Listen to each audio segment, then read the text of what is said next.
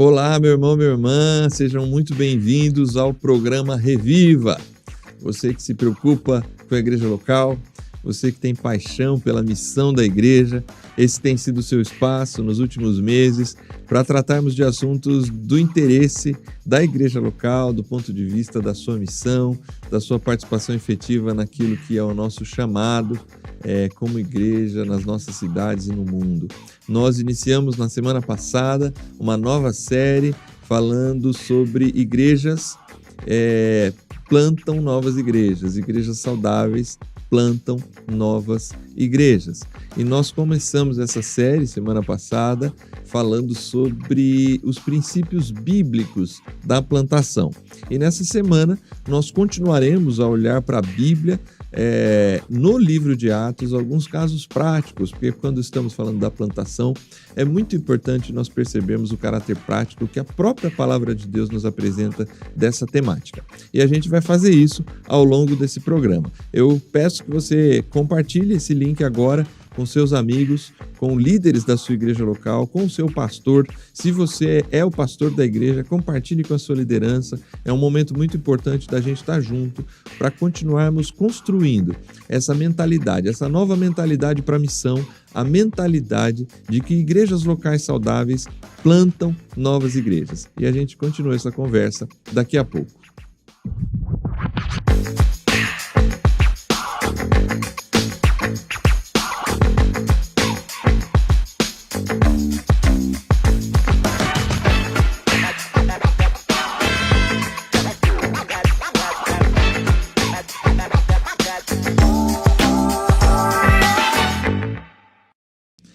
Muito bem, estamos de volta aqui, programa Reviva. É muito bom receber você, é muito bom estar contigo, participando desse programa. Compartilhe o nosso conteúdo, esse conteúdo tem sido muito relevante, a gente tem recebido a opinião, o incentivo de alguns pastores locais, de lideranças locais, que inclusive têm usado esse conteúdo para ajudar a sua liderança a entender aspectos importantes da revitalização da igreja, que fizeram parte, a revitalização fez parte de 9 da nossa primeira série do programa Reviva, e agora entramos nessa segunda série para falarmos sobre plantação.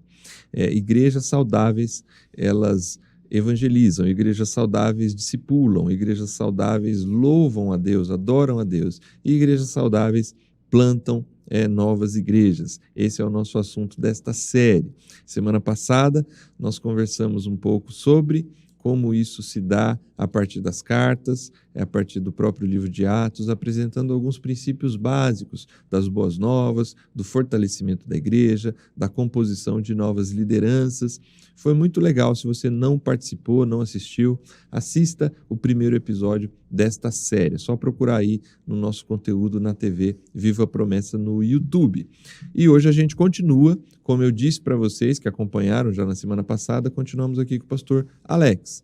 O Alex tem nos ajudado a pensar esse tema, desde que a Comissão de Revitalização começou a pensar o tema sobre plantação de igreja, e hoje a gente continua a partir de alguns exemplos bíblicos e práticos da plantação em Atos 16 e 17. Muito bom ter você aqui novamente, Alex, seja muito bem-vindo mais uma vez. Obrigado, Júnior, paz, é um prazer novamente poder estar aqui, conversar sobre esse assunto, de alguma forma poder levar essa mentalidade, de plantação para nossa liderança, das nossas igrejas, nossos pastores. É muito bom e desafiador, pensar esse tema.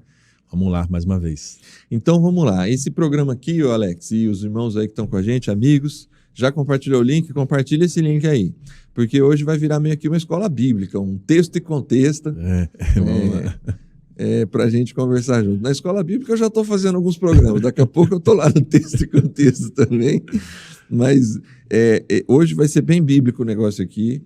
Os irmãos aí, pessoal que está em casa, se quiser abrir a Bíblia em Atos 16 e 17, vai ser a nossa base para a gente destacar alguns princípios bíblicos da plantação de igrejas que a gente pode identificar nessa equipe missionária de Paulo. Paulo tem uma equipe de plantadores, a gente pode chamar assim, uma equipe de plantadores que está em missão no mundo, e eles seguem aquele projeto, aqueles princípios que nós apresentamos no programa passado. levam as boas novas, fortalecem o grupo que se formou ali, estabelecem liderança e seguem plantando novas igrejas. Sim, é um processo contínuo, né? Isso. E essas igrejas, a partir delas também passam a plantar outras, né? A partir dessas igrejas, esse mesmo processo é utilizado. Levar as boas novas para o entorno, fortalecer essas pessoas com discipulado, estabelecer novos presbíteros naquelas novas igrejas. Sim. O que não significa deixar essas igrejas abandonadas, né? De tempo em tempo, parece que tendo a oportunidade, Paulo volta, revisita esse pessoal, vê como é que eles estão e segue a caminhada. Muito bem. Vamos lá. Atos 16. Atos 16. Na verdade, antes da gente olhar aqui para Atos 16, a gente tem que lembrar de Atos 15. Atos 15, 14 ali, desde Atos 11, na verdade, né? Paulo e Barnabé são destacados. Nós falamos disso, inclusive, né? Foi. 2 grandes líderes. Sim. Que para algumas igrejas seria muito difícil perder, né? Sim. Aceitar que 2 grandes líderes vão embora. São cedidos, né, pela igreja de Jerusalém. São cedidos para ir. O que eles tinham de melhor. Isso, para fazer missão.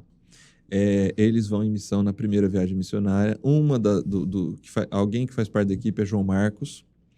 João Marcos parece que no meio do caminho não acompanha. Sim. Ele abandona a viagem e volta para casa. Eles passam pelo Concílio de Jerusalém para apresentar o que eles estão fazendo. Há uma certa discussão e é feita uma carta para que eles carreguem e levem para as igrejas que foram plantadas, Isso. com algumas instruções da igreja de Jerusalém. E nesse sentido eles decidem, vamos de novo sair em missão.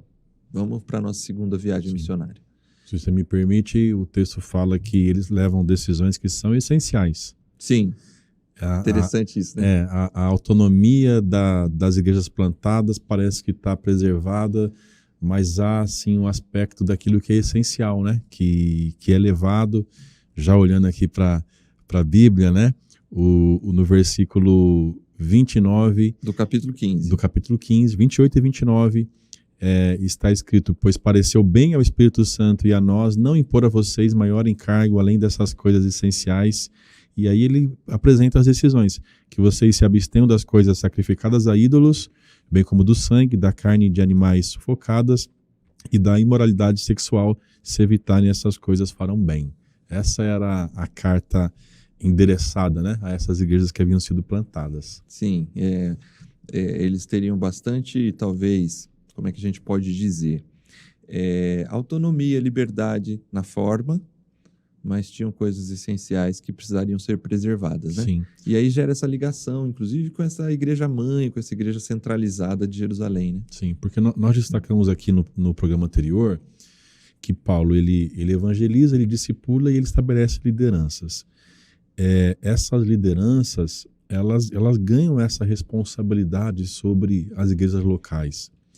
Então, assim, não é que há uma independência, né? Sim. Dessas lideranças para com os apóstolos, mas também a gente não pode afirmar que há uma dependência excessiva, né? Isso. Paulo passa e Paulo delega esse trabalho para essa liderança e confia, né, nessa liderança, mas ao mesmo tempo as coisas essenciais, a fé, elas são mantidas na decisão do Concílio de Jerusalém. Sim, não há uma independência, há uma codependência, uma interdependência. Sim. Há uma liderança, mas também talvez a gente poderia dizer que não há uma ingerência, né?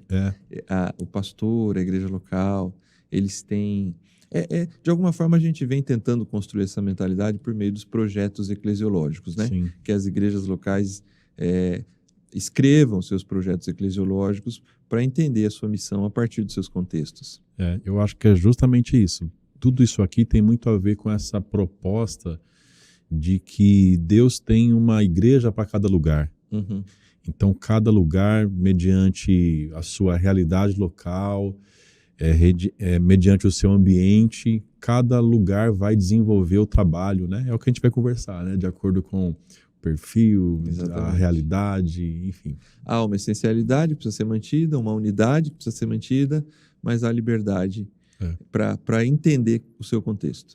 É o princípio da contextualização, né, Júnior? Exatamente. A essência a gente não mexe, né? Exatamente. Aquilo que é essencial a gente mantém. E em nenhum momento, né? Eu acho que nos primeiros programas do Reviva, o pastor Eleilton falou bastante sobre isso, né? Aquilo que é essencial, a gente mantém. Aquilo que é flexível no que diz respeito à estratégia, à forma, a gente consegue ajustar de acordo com a realidade de cada lugar. Muito bem, vamos lá. Há uma divisão, no sentido, não exatamente uma divisão, mas há uma discussão de opiniões da maneira de fazer a missão nessa segunda viagem missionária entre Paulo e Barnabé. Paulo, eles querem ir juntos em missão, e Barnabé fala, vamos chamar João Marcos novamente. Paulo diz não quero levar João Marcos. Barnabé fala, tem que levar. Eles discutem, e dali duas equipes missionárias são destacadas, certo? Sim. E aí eu destaco nesse ponto, né? Além de toda essa história que a gente já conhece, né? De João Marcos em algum momento ter desertado, né? Da missão, eu destaco aqui o aspecto do controle de Deus, né? Sobre todas as coisas, inclusive sobre a própria missão, porque aquilo que pode parecer aqui um problema para nós, Deus ele reverte essa situação. Antes nós tínhamos uma equipe missionária, né? Agora com essa discussão, sim, esse problema que aconteceu entre Paulo e Barnabé, a gente passa a ter duas equipes missionárias, né? Sim. Barnabé acredita em João Marcos e vai formar essa equipe com ele, enquanto Paulo chama Silas e também vão seguir na jornada missionária. Então Deus tinha uma equipe missionária para plantar igrejas. Agora tem no mínimo duas, né? Além de todos os demais cooperadores que Paulo tinha no ministério. Há maneiras diferentes de abordar a missão e a plantação, né? E essa discussão não é uma discussão de essência, né? Não é. É uma discussão, inclusive, de forma, né? Um pensa que vale a pena investir num garoto que é inexperiente, que já mostrou certa capacidade de falhar, né? Sim. E Paulo não está muito disposto a lidar com isso, né?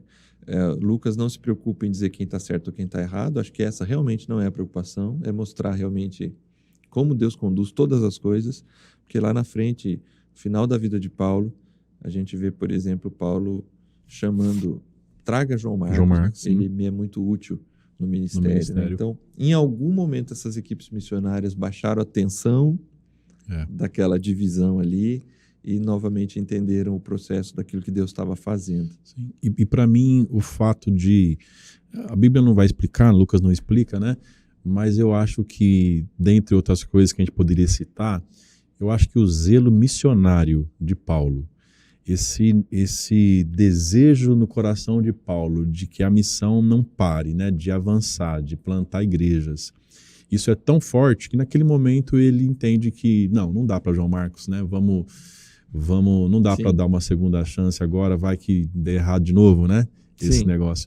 Então, para mim, isso tem muito do próprio zelo missionário de Paulo e não de insensibilidade, né? Ou de falta de trato pastoral, porque a gente está falando de Paulo, que nas cartas vai demonstrar todo esse trato pastoral, né? Sim. Mas nesse momento a missão está assim gritando no coração de Paulo, então ele quer seguir avante. Bom, então vamos entrar no texto agora em definitivo. Dado esse contexto, Paulo ele vai com Silas, verso 1, ele chega a Derbe, depois em Listra, onde vivia um discípulo chamado Timóteo. Aqui Timóteo vai se juntar à equipe de plantadores, certo? Sim. O jovem pastor Timóteo. O jovem pastor Timóteo. Engraçado, né? É bem o que você falou, né? Ele, não é que Paulo não acredita no jovem, né? Aqui ele destaca Timóteo. Sim. E põe Timóteo no time, né? Eles transmitem as decisões, verso 4, transmitem as decisões tomadas pelos apóstolos e presbíteros. Então, destaco aqui aquilo que a gente já falou, né?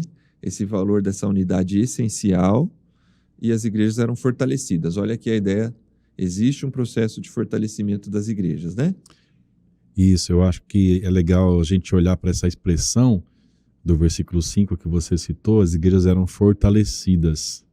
Se a gente olhar para o capítulo 15, né, o anterior, a mesma ideia vai aparecer para a gente de que as igrejas também estavam sendo fortalecidas. Versículo 41, o último versículo do 15. E passou pela Síria e Cilícia, fortalecendo as igrejas. Quando chega lá no 16:5, mais uma vez, né? Assim as igrejas eram fortalecidas. Só para firmar ainda mais, né? Essa ideia de que Paulo, ele evangeliza e ele reensina, né? Ele discipula pessoas. Parece que é isso que faz com que as igrejas sejam amadurecidas na fé, né? Sim. Esse processo de discipulado também. Bom, até aqui nessa viagem, Paulo está já passando por igrejas que já foram plantadas e que estão ali no processo de amadurecimento. Por isso a necessidade do constante fortalecimento. Aliás, você até falou isso, né? Parece que esse discipulado não termina, né? Ele é constante. Sim. E necessário justamente por isso, talvez, porque essas igrejas têm lá a sua autonomia, têm lá os seus líderes, e de tempos em tempos, situações em situações, o ensino precisa ser reforçado. Agora, a partir do verso 6, é exatamente onde vai começar o que mais nos interessa aqui, que é o processo de plantação de novas igrejas a partir dessa segunda viagem missionária. Aí, me permita ler aqui, ó, Paulo e seus companheiros viajaram pela região da Frígia e da Galácia, tendo sido impedidos pelo Espírito Santo de pregar a palavra na província da Ásia. Quando chegaram à fronteira da Mísia, tentaram entrar na Bitínia, mas o Espírito de Jesus os impediu. Então contornaram a Mísia e desceram a Troade. Durante a noite, Paulo teve uma visão na qual um homem da Macedônia estava em pé e lhe suplicava: passe a Macedônia e ajuda-nos. Depois que Paulo teve essa visão, preparamo-nos imediatamente para partir para a Macedônia, concluindo que Deus nos tinha chamado para lhes pregar o Evangelho. Partindo de Troade, navegamos diretamente para Samotrácia e no dia seguinte para Neápolis. Dali partimos para Filipos, na Macedônia, que é colônia romana e a principal cidade daquele distrito. Ali ficamos vários dias. No sábado, saímos da cidade e fomos para a beira do rio, onde esperávamos encontrar um lugar de oração. Sentamo-nos e começamos a conversar com as mulheres que se haviam reunido ali. Uma das que ouviam era uma mulher temente a Deus chamada Lídia, vendedora de tecido de púrpura da cidade de Tiatira. O Senhor abriu seu coração para atender a mensagem de Paulo. Tendo sido batizado, bem como os de sua casa, ela nos convidou dizendo: se os senhores me consideram uma crente no Senhor, venham ficar em minha casa. E nos convenceu. Até aqui eu acho que já tem 4 programas aqui, só esse texto para pensar. Muito subsídio para falar, né? Em princípios bíblicos de plantação. Mas óbvio que interessa para a gente do verso 16, porque no 16 vai acontecer o encontro com uma escrava que tinha um espírito de adivinhação. Essa escrava, os que conhecem bem o texto sabem que ela seguia Paulo e ficava dizendo: estes são servos do Deus Altíssimo, e anunciam o caminho da salvação, no verso 17. Paulo se incomoda com isso. Paulo provavelmente ali sobre ele veio o dom de discernimento de espírito, porque ele consegue perceber que, apesar de estar sendo elogiado, aquilo não vem de Deus. Não é de Deus aquele elogio. Isso, e aí ele expulsa aquele demônio, aquele espírito da menina.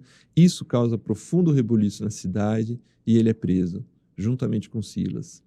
E lá na prisão é quando eles, presos, cantam ao Senhor em alta noite, alta madrugada. Há um grande terremoto, todos os presos se veem livres, o carcereiro pensa em se matar. Paulo diz: não se mate, está todo mundo aqui. Paulo não deixa que ninguém saia. E aí ele prega o evangelho para esse carcereiro, e o carcereiro e a sua casa aceitam também o evangelho e são batizados. É nesse contexto que é plantada a igreja de Filipos. E nós temos a referência de 3 pessoas, ou pelo menos 3 famílias sendo alcançadas. Lídia e sua casa, a menina liberta e o carcereiro e sua família. Sim. Tudo isso ocorre diante de um grande obstáculo, eles tentaram entrar numa região, o Espírito impediu, tentaram entrar numa outra região, o Espírito impediu, e eles se dirigem para Troade, e ali em Troade é que eles vão identificar, a partir de um sonho que Paulo tem, uma visão que Paulo tem, que eles devem ir para Macedônia. Queria começar aqui com você a pensar num aspecto da plantação. Desde o momento em que há impedimentos, ali o Espírito Santo já está agindo, o texto diz. É o Espírito quem impede. Nós não sabemos por quê, nem exatamente o que aconteceu para eles chegarem à conclusão de que o Espírito impediu. A verdade é que eles tentaram, a gente não tem aqui noção de quantos dias, semanas ou meses, mas eles tentaram e foram frustrados. Tentaram de novo e foram frustrados. Desceram a Troade sem saber exatamente o que fazer e ali eles tomaram uma nova decisão. Parece que um dos princípios da plantação é capacidade de persistir, certo? Sim. Ao mesmo tempo que eles buscam a direção, né, do Espírito, o texto fala que eles percorreram aquela região, né? Estão tentando entrar, né? Estão tentando entrar ali. Eles entendem que essa é a direção do Espírito, né? Até que alguma coisa acontece. Como você disse, a gente não sabe o que, mas de alguma maneira Deus sinalizou de forma assim muito clara para eles que não era, né? Por ali. Mas ainda assim eles têm assim uma insistência, eles querem realizar a obra, né? Então eu acho que plantação, de fato, Júnior, tem muito a ver com essa proposta de persistência, em todos os sentidos, né? Desde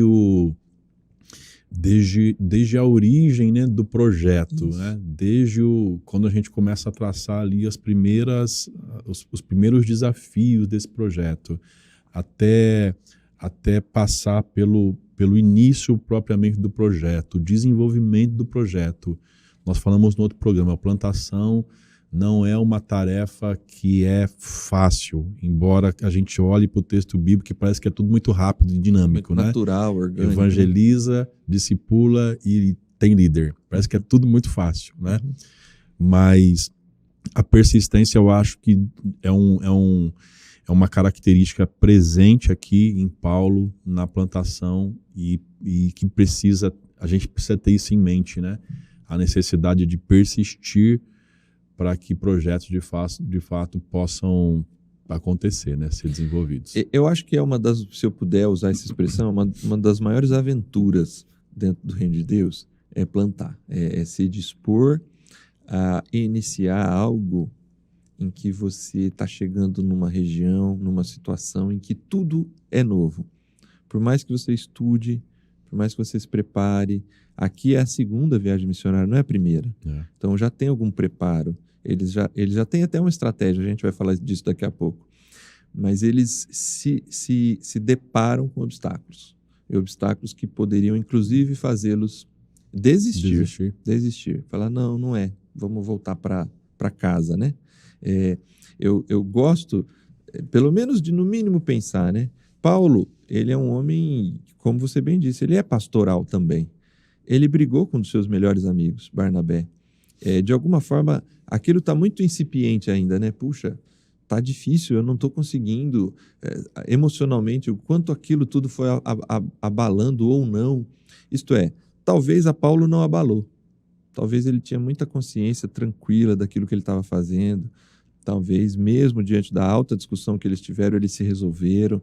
Mas o que eu quero deixar para as igrejas, para as pessoas, para a gente pensar, é isso. Parece que plantação requer bastante persistência. Aqui é um aspecto só, mas Paulo sofreu açoite, prisão, aqui em Filipos. É muita coisa que acontece com o plantador que poderia fazê-lo desistir, mas quando a missão está na veia da igreja, da liderança, existe uma capacidade de seguir, né? de continuar. Sim, plantação, não sei se eu posso dizer isso, mas eu diria que não é para quem desiste fácil. Uhum. Quem tem uma tendência de desistir facilmente das coisas, deveria buscar outras propostas, mas não a plantação, né, Júnior? Porque a plantação, ela de fato requer essa insistência. Eu acho que há uma convicção tão forte no coração deles, né, de que Deus está chamando eles para fazer essa obra.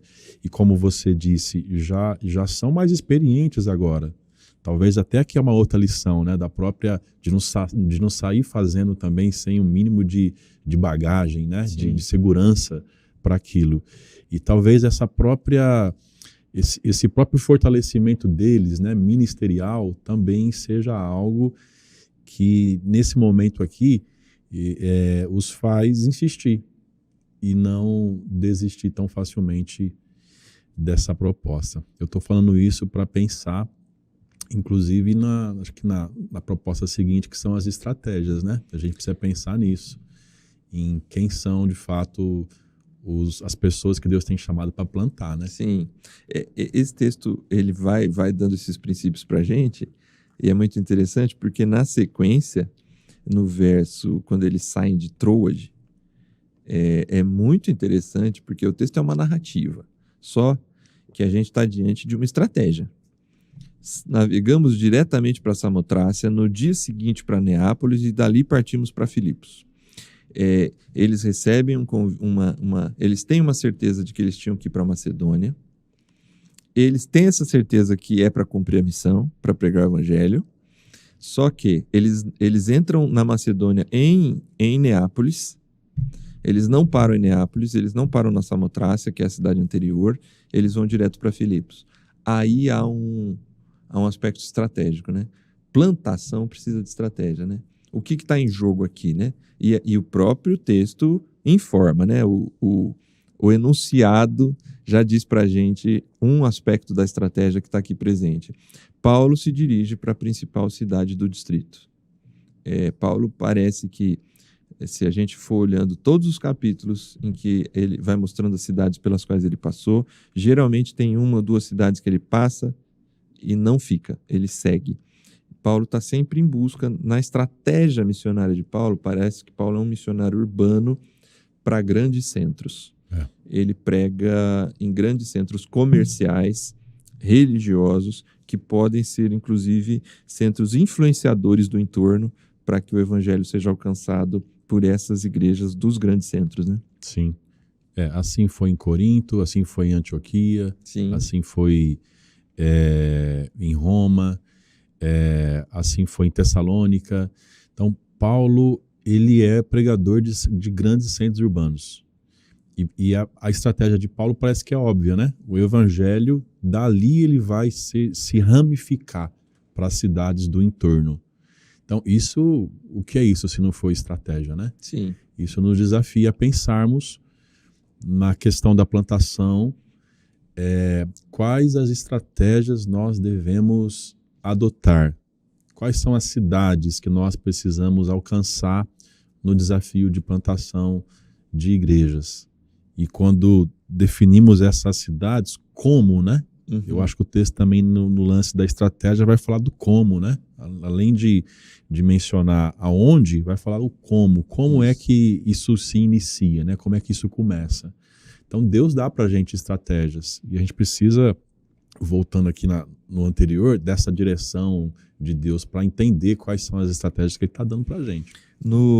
É muito importante quem está acompanhando a gente agora entender uma coisa. Ninguém, nem eu, nem pastor Alex, nós não estamos dizendo que a única estratégia é pregar em grandes centros urbanos. Essa é a estratégia do time de Paulo. Sim. Tessalônica, para usar um exemplo.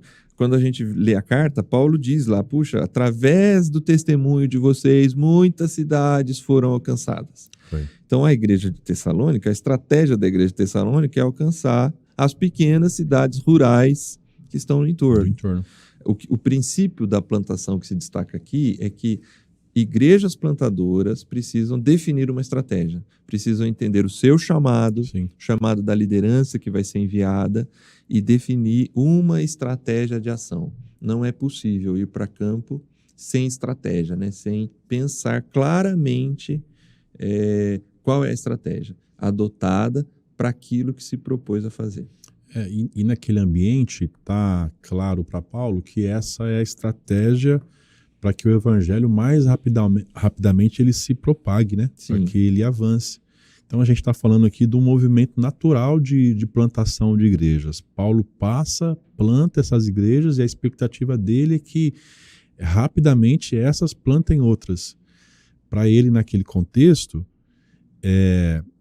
grandes centros urbanos é a forma de alcançar essas cidades do entorno, né? Aliás, eu acho que essa era a estratégia comercial da época de Paulo, né? E de muitas épocas. Ele se aproveita dessas estratégias, né? Cidades que eram cidades portuárias, cidades que eram rota do comércio. Paulo ele é estratégico na sua proposta de plantar igrejas nesses lugares. Bom, aí é interessante a gente estar aqui defendendo a estratégia e a gente vai ver uma mudança de estratégia no verso seguinte. Ali ficamos vários dias, termina o verso 12. Isso está dentro da estratégia de Paulo. Todo lugar que ele chega parece que ele faz um estudo da região, né? Ele faz uma exegese cultural. Ele tenta entender um pouco mais do que é aquela cidade. Óbvio que nós, hoje, com tantos recursos tecnológicos, se definirmos ir para uma cidade do Brasil, fora do Brasil, a gente já tem muito disso, a gente já consegue pesquisar antecipadamente.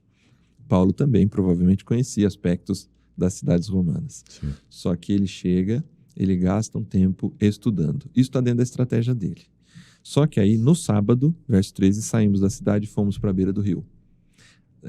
Na grande maioria das cidades em que Paulo planta igrejas, o primeiro lugar que ele vai é a sinagoga, para alcançar homens tementes a Deus. Aliás, Atos 17, ele faz isso em Tessalônica e faz isso em Bereia, nas duas cidades. Sim. Ele vai às sinagogas e debate com os judeus, e alguns judeus aceitam, pessoas tementes a Deus aceitam, isto é, gregos que têm simpatia pela doutrina do judaísmo aceitam a Jesus como Senhor, e aí sim começam a se aproximar gregos, né? Pessoas, os pagãos, vamos pensar assim. Então isso tudo fazia parte da estratégia de Paulo. Grandes cidades, sinagoga, homens, judeus, homens tementes a Deus e por fim, os gregos. Aqui ele não encontra um grupo de homens. O sonho, interessante perceber todos esses detalhes, né? Ele sonha com um homem que fala assim, passa a Macedônia e nos ajuda. Isso é impressionante, né? E a primeira pessoa as primeiras pessoas para as quais Paulo prega são mulheres. E a primeira pessoa que aceita não é um homem, é uma mulher. A extrema sensibilidade, o plantador precisa ter sensibilidade ao Espírito e a Deus, né, naquilo que está acontecendo no entorno, né? É importante ter a estratégia vai ser útil, vai ser utilizada. Paulo não vai desprezar a estratégia dele, porque ele vai voltar a usar a mesma estratégia na próxima cidade, saindo de Filipos, que é Tessalônica, do capítulo 17, mas em Filipos, em especial, ele lida com uma situação do contexto que ele precisa aceitar, lidar e ajustar. Sim, eu ouvi um pastor pregando sobre esse texto recentemente e eu falei, cara, é verdade esse negócio, né? Ele sonha com um homem, né? Eu falei, como que eu nunca tinha visto esse negócio? Ele sonha com um homem pede ajuda para Paulo, né? E aí agora há uma quebra, né? Em toda essa estratégia, a gente acabou de falar que tem que ter estratégia, mas agora parece que há uma quebra, né? Em toda essa estratégia, na sensibilidade do Espírito, Paulo muda toda a sua forma de fazer aqui a missão, e ele vai, não na sinagoga, mas vai para o rio, para a beira do rio, e ele vai pregar para essas mulheres que estavam reunidas lá, né? Entre elas a Lídia, que estavam reunidas naquele lugar. Então, é impressionante, né? Como, ao mesmo tempo que a gente tem que ter estratégia, Júnior, eu acho que é fazer a nossa parte, né? Nós precisamos fazer aquilo que Deus nos deu conhecimento para fazer. Então, precisa observar o lugar, precisa fazer a exegese cultural, precisa conviver, né, com essas pessoas para entender a forma que elas pensam, entender qual é a cosmovisão delas, como elas interpretam os valores bíblicos, né, na vida delas, no contexto em que elas vivem. Eu acho que esse é o dever de casa. Então, o dever de casa a gente tem que fazer, faz parte, né? Traçar as estratégias, é nessa cidade, é naquela, né? É num ambiente de um grande centro urbano que a gente vai partir, nós vamos chegar em tal região da cidade ou é nessa outra aqui. Eu acho que tudo isso faz parte do dever de casa, mas sem perder a perspectiva de que Deus pode fazer com que tudo isso seja mudado, Sim. seja alterado, Sim. toda a nossa estratégia seja alterada. Eu citei rapidamente o movimento Radiação, me permita citar de novo, né? E você, melhor do que eu, pode dizer que no início o público-alvo pensado do Radiação era né? Sim. Era Toda estratégia foi criada, pensada nesse público, e ao longo do tempo Deus foi direcionando de uma forma diferente. Hoje o projeto já não é exatamente aquele lá atrás que foi pensado, né? Ele foi readequado e eu penso que isso faz parte da direção do Espírito, né? Desse lance aqui de Deus mudar as estratégias que a gente precisa criar, mas ser sensível para Ele também. Do ponto de vista prático, muito da estratégia ainda é a mesma, só que a percepção do alcance fez com que a gente fosse obrigado a entender algumas dinâmicas do que estava acontecendo e assumir novas posturas, né? Agora, muito mais agora recentemente, que a gente começa a enxergar de novo algumas coisas lá do começo que precisaram ser deixadas de lado e agora estão sendo retomadas. Podem ser retomadas. Né? Do ponto de vista do universitário, agora que começa a acontecer algumas coisas que parece que é um novo sopro, assim, uma nova direção possível. Mas se não houver essa sensibilidade, há dois aspectos para mim. Ou a crítica da liderança vai ser tão grande que desiste, né? Porque, puxa, mas a gente veio aqui para sinagoga, não para mulher, no Rio. Vamos embora dessa cidade, não é nessa cidade. Não, Paulo fala, não, a gente vai ficar aqui. E o outro aspecto é assim, ficar você mesmo, não a crítica dos outros, mas você mesmo como plantador, emocionalmente muito abatido, né? Por ser com o homem, cadê o homem? Não apareceu o homem, apareceu a Lídia. E depois aparece uma outra mulher, só depois que vem o carcereiro, né? Então é muito interessante entender que na plantação é preciso essa sensibilidade. Esse redirecionamento, né, que Deus ele faz, ele pode envolver o público, ele pode envolver o local, ele pode envolver inclusive o tempo, né? Usando o exemplo que você deu aqui do próprio movimento Radiação. Então, não é que esse público pensado não deva ser alcançado, mas para aquele momento, né, da história, para aquele momento do projeto, Deus redirecionou de uma outra forma e quem sabe Deus está mostrando que agora é o tempo, né, de alcançar esse pessoal. Então, acho que tem a ver com isso, né, essa sensibilidade. Você falando isso me faz voltar um pouco no texto. A Frígia, a Ásia ali, Paulo não pôde entrar ali impedido pelo Espírito. Não é que essas pessoas não poderiam receber o Evangelho, como receberam logo depois. A terceira viagem missionária está muito ali, ligada a essas regiões. Não era a hora dele entrar ali. Chegaria a hora, como chegou. Dele ou de outras equipes entrarem ali. Mas para a gente seguir, que o nosso tempo está correndo aqui. Um outro aspecto importante na plantação é também essa abertura para Jerusalém, Judéia, Samaria e confins da terra. Porque a gente vê isso presente aqui em Filipos. Lídia é uma temente a Deus. Então, ela é uma simpatizante. Vamos imaginar que ela ali é meio para usar a forma como você usou, quem quiser assista o primeiro episódio aí, talvez ali uma Judéia ou Samaria, né? A menina e o carcereiro já são confins. Eles não têm cultura judaica. Essa igreja é uma igreja multicultural.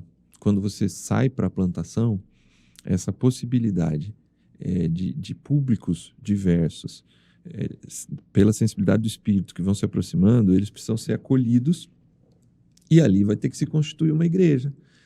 Você tem uma mulher de alta classe social, o produto que ela vende é muito caro, então ela deve ser muito rica. Você tem uma menina que é uma escrava, tudo indica que ela é de uma baixa classe social, e você tem um carcereiro que é um funcionário público, tudo indica que ele tem uma estabilidade, uma classe média, vamos pensar assim, se a gente fosse usar os termos de hoje, né? Então, em Filipos se forma uma igreja multicultural, né? Sim. E como Deus organiza as coisas, né? Porque já está claro que Paulo não vai se encontrar intencionalmente com Lídia, né? Uhum. Ela é um produto desculpa, né? Para usar aqui a expressão melhor, ele é um resultado da ação do Espírito, né? Que está governando tudo aquilo. Paulo, ele vai ter no seu ministério a partir daqui uma das pessoas mais importantes que vão ajudar no seu sustento ministerial, na formação de outras igrejas, que é a Lídia, né? Então, isso mostra pra gente como que Deus governa as coisas, né? Como que Deus controla a plantação, trazendo pessoas certas na hora certa, né? Uhum. Para executar os papéis certos também. E aí, se a gente continuar aqui na libertação da jovem e na própria questão do carcereiro, ele é um funcionário público, Uhum. né? Essa jovem que é liberta. Então Deus começa a atuar na plantação também com movimentos diferentes. Deus salva uma pessoa de uma condição social elevada, que vai ser bênção para os projetos missionários, mas Deus também se manifesta com autoridade, né, sobre esse espírito maligno que aprisionava que enganava aquela jovem, tentava enganar a outros também, assim como ele vai alcançar esse funcionário público aqui, que é salvo juntamente com a sua família. Então, esses movimentos, esses não são planejados. A gente não planeja isso. Sim. Né? A plantação, ela é algo que depende absolutamente da graça de Deus. Porque a gente não planeja encontrar alguém que vai sustentar logo de cara, né? Logo de início, vai ser essa bênção para o projeto missionário. A gente não planeja encontrar uma resistência de tal forma, né, que o texto apresenta aqui para a gente, mas Deus vai conduzindo a plantação conforme ele deseja, né? Conforme ele mesmo planeja. Eu acho que é para mostrar para a gente que, por mais que a gente tenha estratégias, ele não só muda as nossas estratégias, né? Ele tem as suas próprias estratégias, Júnior, de conduzir a missão. A gente vê uma clara coparceria, né? O homem, a equipe missionária precisa tomar decisões e precisa agir. E tem uma estratégia. Mas claramente, eles são submissos à liderança e à soberania de Deus. Sim. No processo. Deus é quem tem total interesse na plantação da igreja de Filipos. Deus vai enviando essas pessoas, mas a equipe está lá. E a equipe ou sabe o que fazer, ou se submete sensivelmente ao Espírito naquilo que é uma novidade do processo ali na prática, né? Sim. É um desafio. Bom, nosso tempo está acabando, não vai dar tempo da gente ler Atos 17 como um todo. Que os irmãos aí, os amigos em casa, façam esse estudo de Atos 17. A gente só vai dar aqui alguns parâmetros importantes, mas eu acho que a partir do que a gente conversou de Atos 16 aqui, fica até mais fácil, mais gostoso para pegar em casa aqueles que têm essa paixão e dar uma olhada. Mas vamos lá, rapidamente aqui, Alex. Nós temos em Atos 17 3 plantações: Tessalônica, Bereia e Atenas. São 3 públicos diferentes. Com características diferentes. E o texto vai dando essa informação para a gente. Em Atenas, ele começa na sinagoga e começa a partir das escrituras do Antigo Testamento. Em Bereia, da mesma forma. Só que é dada uma informação. Os bereanos eram mais nobres. Mais nobres, né? Que verso que está isso aí? O texto está no versículo 11 do capítulo 17. Ora, estes de Bereia eram mais nobres do que os de Tessalônica, e aí o texto explica o porquê, né? Pois receberam a palavra com toda a avidez examinando as Escrituras todos os dias para ver se as coisas eram de fato assim. Isso. Parece que eram irmãos assim mais dados ainda ao ensino, né? Mais apegados à palavra, gente que examinava a palavra, o que provavelmente aumentou o desafio da evangelização dessas pessoas. Sim. Aí você tem Atenas, que já tem ali um público altamente secularizado, o termo não cabe exatamente nessa época, né? Mas um público altamente filosófico, inserido na cultura grega, paganizado, mas eu acho que em Atenas é mais do que paganizado. Eles têm uma certeza assim, de que eles estão no centro das grandes discussões, né? É como se fossem as grandes universidades, os grandes centros urbanos em que ferve a cultura, fervem as novas ideias, fervem os movimentos progressistas que apontam as novas frentes assim, de cultura, de sabedoria, de academia, enfim. Tudo passa ali por Atenas, né? É o centro do saber, né? Isso. Da erudição, é Atenas, né? E tá tudo concentrado ali e mais do que isso, né? Eles se sentem assim, né? Eles se enxergam dessa forma, né? Então o desafio é impressionante de pregar em Atenas também. Nesse aspecto, aí sim eu quero ouvir um pouquinho você, um rápido destaque. Essa diferença de perfil de público em cada cidade vai apontar, é só ler o texto, vai apontar estratégias. A estratégia é a mesma do time, né? Mas vai apontar, do ponto de vista da linguagem, por exemplo, e da abordagens diferentes. Em Bereia e Tessalônica, escrituras do Antigo Testamento. Isso. Em Atenas, a linguagem é outra. Né? Ele usa pontos culturais, né? Em Atenas, coisa que não faz em Tessalônica e em Bereia, né? Parece que a linguagem, a abordagem, melhor dizendo, ele é mais direta, né? Porque ele está falando com um público que já tem afinidade, né? com o Antigo Testamento, com as Escrituras. Já em Atenas, ele vai usar pontos culturais, ele vai citar pelo menos aqui 2 ou 3 poetas Sim. da época, tentando aproximar esse seu público daquilo que ele quer transmitir, né? Então, Paulo, ele é muito estratégico. Quando Paulo precisa fazer pontes culturais, ele o faz. Quando Paulo precisa pregar o evangelho, ainda assim, não cedendo também ao pensamento judeu da época, ele também o faz. Uhum. Essa proposta da contextualização, ela é muito bem feita, né? E ela é muito distinta aqui, nesses 3 públicos, Tessalônica, Bereia e Atenas, aqui no capítulo 17. O esforço que ele faz em cada um dessas abordagens é diferente, a linguagem que ele usa é diferente, o local, né, onde ele vai é diferente também.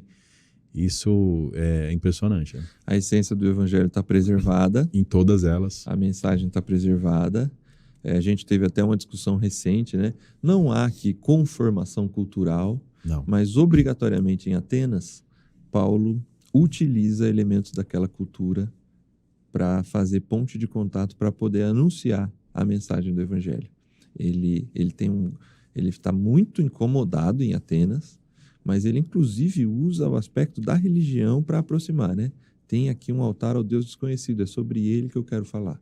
Então Paulo estuda a cidade, estuda qual é o ponto de contato que ele possa chamar a atenção para pregar sobre Jesus para aquela cidade.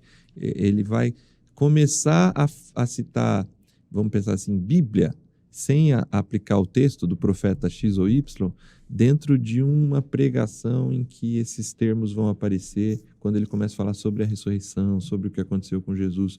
Mas até então ele vem usando essas pontes, né? É muito interessante perceber que a plantação, enquanto princípio, aponta essa necessidade de entender qual é o público, entender qual é a melhor linguagem para conseguir pregar o mesmo e verdadeiro e puro evangelho a partir da realidade de cada contexto. Sim. Eu gosto de um texto que não está aqui em Atos, esses capítulos que a gente está abordando, mas acho que de alguma forma também ele ensina isso para a gente, que é um texto do começo da carta de Coríntios, capítulo 1, versículo 22 e 23. Paulo ele diz assim, os judeus pedem sinais miraculosos, os gregos procuram sabedoria. Então, com quem que ele fica, né? Com o judeu que quer ver milagre ou com o grego que quer só ouvir sobre filosofia? Com quem que ele fica? Aí ele diz assim, nós, porém, pregamos a Cristo, o qual de fato é escândalo para os judeus e é loucura para os gentios. Uhum. Então, a essência do evangelho, ela é preservada em ambos os públicos, né? Sim. Tanto para judeu quanto para grego, ele prega Cristo. Isso. Cristo está sendo pregado, o Cristo da cruz. E o Cristo da cruz, ele vai ser apresentado de formas diferentes, né? Para ambos.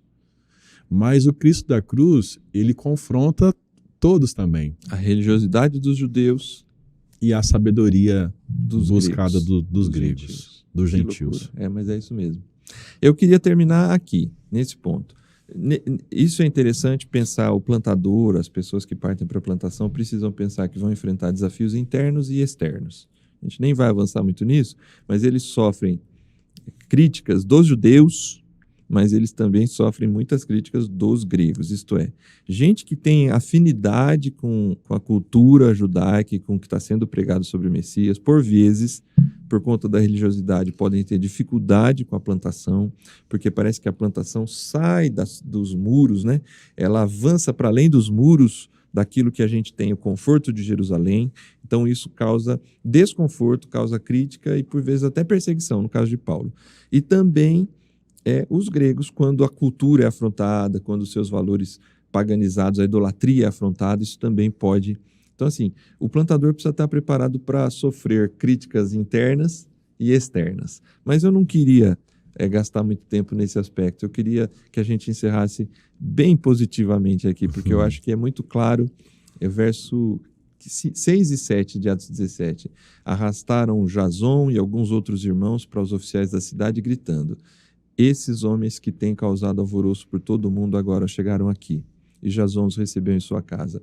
Todos eles estão agindo contra os decretos de César, dizendo que existe um outro rei chamado Jesus. A plantação, na sua primeira fase, que são as boas novas, ela tem uma clareza essencial, que é anunciar Jesus, né? Sim. Mostrar para as pessoas que existe um outro rei, né? Isso. Tem alguém governando. E esse é Jesus. Em todos esses casos, a gente vê os resultados em cada um desses contextos. Se nós olharmos o versículo 4, quando ele está em Tessalônica, o versículo 4 está escrito: alguns deles foram persuadidos e se juntaram a Paulo e Silas. Então, com aquela estratégia de plantação em Tessalônica, Deus ele promoveu os resultados, né, daquele projeto missionário. Se a gente observar o versículo 12, quando a gente está falando já de Bereia, o texto diz assim: com isso muitos deles creram, mulheres gregas de alta posição social e muitos homens. Então a gente tem aqui conversões, crescimento, gente que passa a seguir Jesus também aqui na cidade de Bereia. E na própria Atenas, né? Quando Paulo prega em Atenas, e aí um olhar descuidado para o texto, parece que aquela pregação não deu muito certo, né? Lá no Areópago. Uhum. Mas o versículo 34... É o último verso. O último verso desse capítulo. Houve, porém, alguns homens que se juntaram a ele e creram, entre eles Dionísio, o Areopagita. Além dele, né, uma mulher chamada Dâmaris, e com eles mais algumas pessoas. E aí imagine o poder de influência dessas pessoas que se converteram, parece que não são tantas pessoas, isso, mas o poder de influência que essas pessoas tinham sobre a população de Atenas e a população grega. Então, é isso, Júnior. Eu acho que a plantação, ela é uma ação de coparceria entre nós e Deus, como você falou, mas ela carrega esse aspecto sobrenatural, onde a gente vai vendo Deus nos dando resultados, né? Deus mostrando para a gente o resultado do nosso trabalho missionário, seja em que contexto for, seja qual for a estratégia que Deus nos deu, seja qual for a forma de abordagem que a gente decidiu pela direção de Deus utilizar, em todas elas, Deus, Ele tem nos abençoado. Eu acho que eu ouvi você mesmo falando sobre isso um tempo atrás também, num dos nossos encontros, onde você dizia que não precisa ser tudo igualzinho, né? Não precisa ser a mesma forma, não precisa ser do mesmo jeito, não precisa ter a mesma estrutura. E nós podemos realizar a obra de Deus com estratégias diferentes, com formas diferentes, mas acreditar que Deus, Ele quer alcançar pessoas em todos os contextos, né? Em todos os lugares também. A mensagem de Jesus, ela é extremamente impactante para qualquer contexto. Qualquer contexto. E todos os contextos precisam de Jesus. Então nós precisamos ser desafiados a ir naquilo que Deus tem nos chamado para levar essa mensagem, e a plantação é essa estratégia da igreja para que novos centros de influência, novas igrejas que impactem em torno sejam desenvolvidas a partir da conversão de pessoas que ali vão ser fortalecidas, e líderes serão criados para alcançar aqueles contextos ali. Que Deus nos dê essa sensibilidade de entender aonde é que Ele quer nos levar, né? Amém. Onde é que Ele quer nos colocar como povo dEle, como representantes dEle, como igreja, qual é o local, qual é a estratégia, qual é a forma. Isso. Que a gente tenha essa sensibilidade de entender como esses nossos irmãos lá do passado tiveram, e a igreja, ela avançou poderosamente. É isso. Obrigado, Alex. Obrigado Valeu. você que está acompanhando a gente até agora.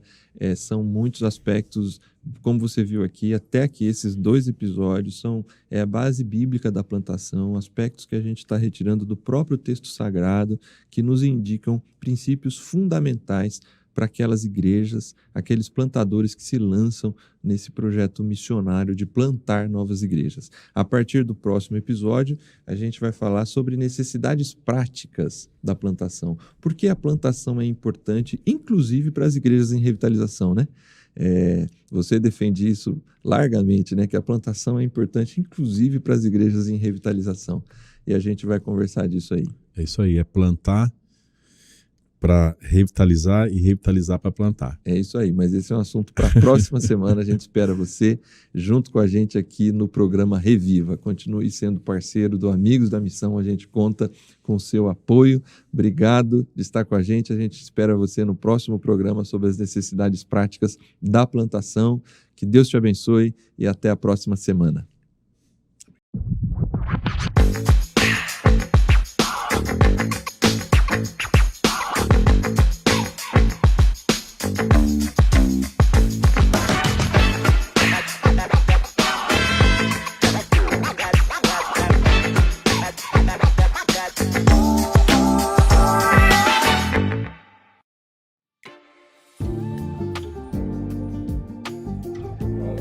A paz do Senhor Jesus, eu sou o pastor Ageu Bente, sou superintendente da Convenção Baixo Amazonas e eu sou um amigo da missão e quero fazer um convite especial para você também participar, colaborando e nos ajudando nessa grande missão. Seja um amigo da missão.